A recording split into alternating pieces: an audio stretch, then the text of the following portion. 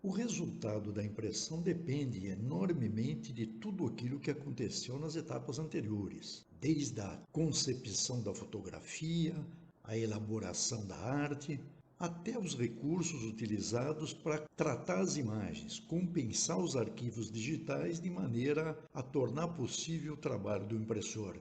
Grande parte do tempo que o impressor consome para acertar o trabalho depende de providências não tomadas ou mal tomadas na fase de pré-impressão.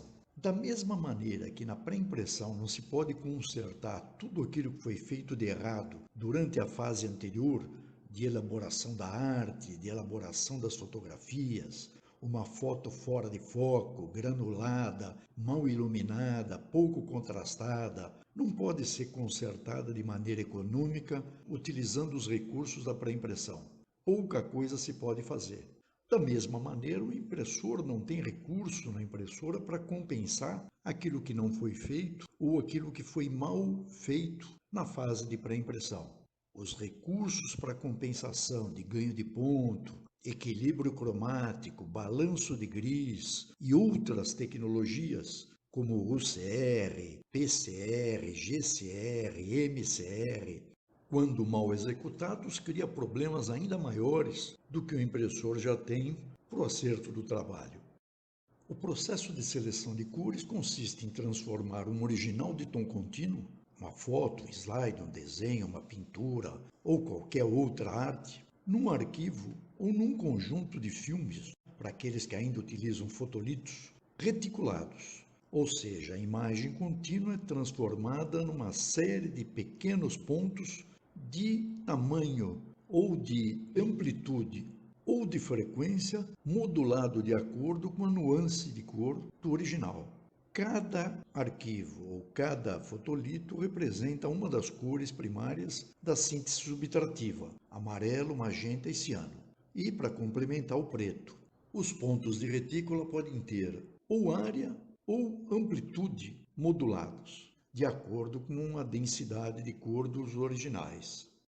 No esquema que vocês estão vendo, uma imagem RGB é filtrada através de filtros verde, vermelho e azul, sejam filtros físicos ou filtros digitais, para selecionar as cores primárias das tintas de impressão, magenta, ciano e amarelo. O preto é feito a partir de uma composição das três primárias, utilizando um filtro neutro, se for um filtro físico, ou utilizando técnicas de UCR e de GCR nos sistemas digitais de seleção de cores. O resultado final é uma imagem CMYK a ser reproduzida com tinta cian, magenta e amarelo e o preto como complemento, que simula, que imita, que se aproxima da imagem original se todos os recursos foram empregados de maneira correta. As variáveis mais importantes que são definidas no processo de pré-impressão incluem a geometria do ponto, é uma escolha a ser feita, a lineatura de retícula também é uma escolha, que depende do tipo de papel, do processo, da carga de tinta envolvida, os ângulos de retícula, as inclinações que cada uma das fileiras de ponto de retícula deve ter para evitar uma interferência geométrica entre elas, chamada de moiré. Se forem fotolitos, é necessário definir a densidade. Existe uma mínima densidade abaixo da qual a copiagem das chapas não vai ser resolvida com qualidade.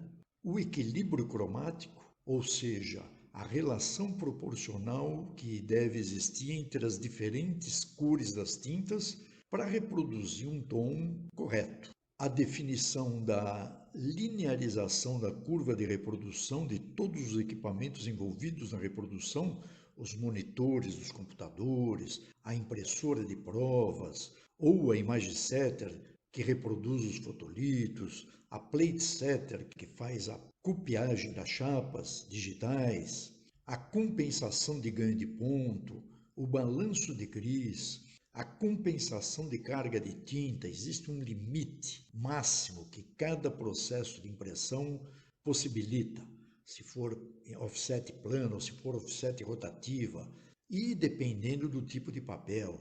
para papel offset, para papel couché, para papel cartão, para papéis mais absorventes.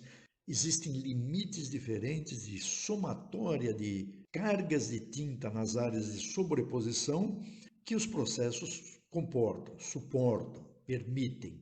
Existe uma técnica de compressão tonal, mais conhecida como compressão de Gamow, que corresponde a um ajuste das fotografias que tem uma amplitude tonal muito maior do que o processo de impressão é capaz de reproduzir, de maneira a ajustar a imagem ao processo.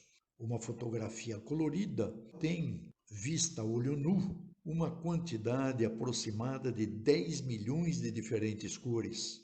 O processo de impressão não é capaz de reproduzir mais do que 1 milhão de diferentes cores, na melhor das hipóteses. Portanto, é necessário uma compressão da imagem original de maneira a se ajustar às limitações do processo de impressão. Também no processo de pré-impressão se deve respeitar a sequência de cores que vai ser utilizada na impressora. As provas de pré-impressão devem ser feitas na mesma sequência para garantir que as cores secundárias, isto é, aquelas obtidas por sobreposição de tintas, tenham a mesma qualidade na impressão em relação à prova.